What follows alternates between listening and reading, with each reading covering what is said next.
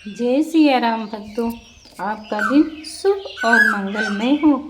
वाल्मीकि रामायण के बालकांड में हमने श्री राम के अवतरण और माता सीता के साथ उनके मंगलमय विवाह का श्रवण किया।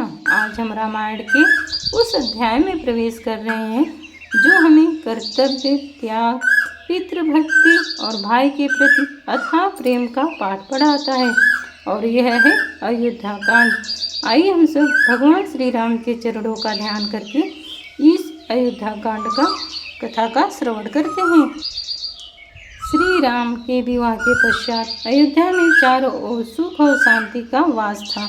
राजा दशरथ अब वृद्ध हो चुके थे, इसलिए उन्होंने अपने सबसे योग्य और प्रिय पुत्र श्री राम को अयोध्या का युवराज बनाने का निर्णय लिया। गुरु वशिष्ठ की सहमति मिलते ही पूरी अयोध्या को दुल्हन की तरह सजाया जाने लगा।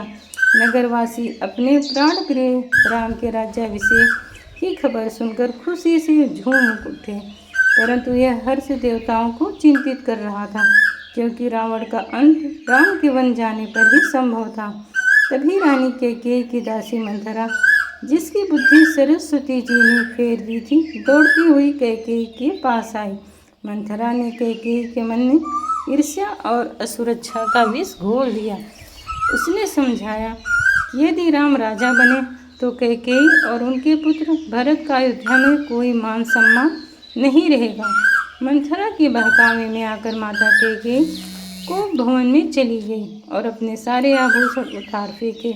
जब राजा दशरथ उन्हें मनाने आए तो कैकेयी ने उनसे अपने उन 2 वरदानों की मांग कर ली जो राजा दशरथ ने उन्हें वर्षों पहले एक युद्ध के दौरान देने का वचन दिया था। कैकेयी ने कठोर शब्द में कहा, हे राजन, पहले वरदान में के रूप में मेरे पुत्र भरत को अयोध्या का राज्य सिंहासन दिया जाए, और दूसरे वरदान के रूप में राम को तपस्वियों की भांति वल को वस्त्र पहनकर 14 वर्ष के लिए दंडकारण्य वन में भेज दिया जाए। ये वचन सुनते ही राजा दशरथ पर मानो वज्र गिर पड़ा। वे मूर्छित होकर गिर पड़े। हा राम पुकारते हुए विलाप करने लगे। रघुकीर्ति की सदा चली आई, प्राण जाए पर वचन न जाए। दशरथ जी वचनों की जाल में बुरी तरह से फंस चुके थे। जब यह समाचार भगवान श्री राम तक पहुंचा तो उनके मुखमंडल पर तनिक भी शोक नहीं था। उन्होंने अपनी माता कैकेयी को प्रणाम किया और अत्यंत शांत भाव से कहा, माता, इसमें दुख की क्या बात है? पिता की आज्ञा और आपका आदेश मेरे लिए सर्वोपरि है। श्री राम ने अपने राज्य की वस्त्र त्याग दिए और तपस्वियों का वेश धारण कर लिया। जब माता सीता को यह ज्ञात हुआ तो उन्होंने महलों के सुख को ठुकराकर श्री राम जी के साथ वन जाने का हठ करने लगी। उन्होंने कहा, जहाँ मेरे राम वहीं मेरी अयोध्या। उधर परम सेवक भाई लक्ष्मण ने भी अपने भ्राता राम के बिना अयोध्या में रहने से साफ इनकार कर दिया। अंततः राम, सीता, लक्ष्मण ने अपने माता पिता और गुरुजनों से विदा ली। जिस रथ पर सवार होकर राम वन की ओर चले थे, उसके पीछे पूरी अयोध्या रोती हुई दौड़ पड़ी। नगरवासियों का प्रेम देखकर श्री राम उन्हें सोते हुए छोड़कर आगे बढ़ गए। श्रृंगवेरपुर में उनकी भेंट निषाद राज घोष से हुई, जिन्होंने भगवान का अत्यंत प्रेम से स्वागत किया। इसके बाद गंगा पार करने का अत्यंत सुंदर केवट प्रसंग आया। केवट ने भगवान के चरण धोए बिना उन्हें नाव पर बैठने से मना कर दिया। प्रभु के चरणामृत का पान कर केवट धन्य हो गया और उसने राम, सीता और लक्ष्मण को गंगा पार कराया। महर्षि भरद्वाज और महर्षि वाल्मीकि के आश्रम से होते हुए वे सभी चित्रकूट पहुंच गए और वहीं अपनी पर्णकुटी बनाकर निवास करने लगे। इधर पुत्र वियोग की अग्नि में जलते हुए राम राम रटते हुए राजा दशरथ ने अपने प्राण त्याग दिए।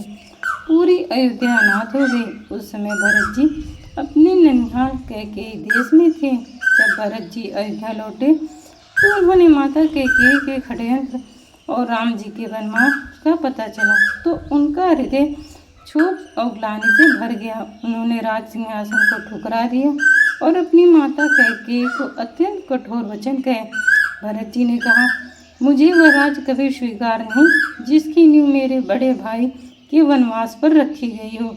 भरत जी ने तुरंत माता कौशल्या, गुरु वशिष्ठ और पूरी अयोध्या के साथ श्री राम जी को वापस लाने के लिए चित्रकूट की ओर प्रस्थान किया।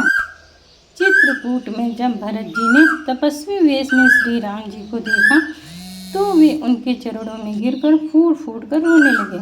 यह भरत मिलाप अत्यंत भावुक था कि देवता के भी आंसू बहने लगे। भरत जी ने श्री राम से अयोध्या लौटकर राजकाज संभालने की बहुत प्रार्थना की, परंतु मर्यादा पुरुषोत्तम राम ने कहा, हे भरत, पिता के वचन को भंग कर मैं रघुकुल की मर्यादा को कलंकित नहीं कर सकता।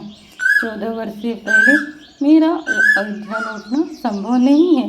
जब भरत जी ने देखा कि राम जी का निश्चय अटल है, तब उन्होंने भगवान श्री राम की चरण पादुका खड़ाऊ मांग ली। भरत जी उन पादुकाओं को अपने सिर पर रखा और अयोध्या लौटा।